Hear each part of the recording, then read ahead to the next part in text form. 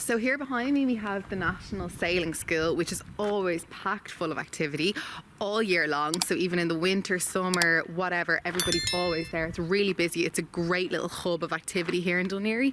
Then we have Teddy's Ice Cream, which you'll see on numerous locations within Dun Laoghaire. I think there's probably about 5 or 6 of them.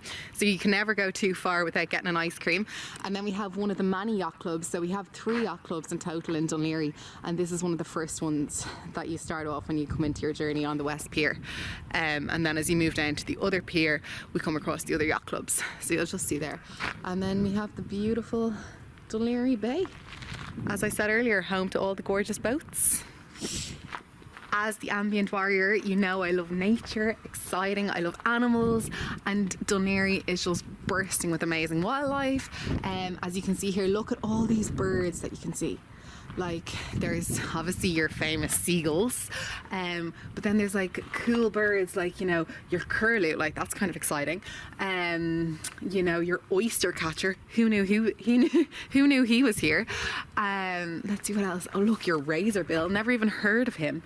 Like, there's so many things here. And the other great thing is when you actually walk down the pier, if you're lucky, you'll get to see seals. There's always seals floating around Dun Laoghaire, so they either come into this pier, they go down to the 40 foot, or you'll see them around Bullock Harbour. I believe, now I've never gotten too close to them because, you know, I'd be nervous enough around seals and I'm not a great swimmer, but I believe they're real friendly and they're meant to be like the dogs of the ocean, so I believe. And the ones in Dun Laoghaire are meant to be super friendly, always coming over and saying hello.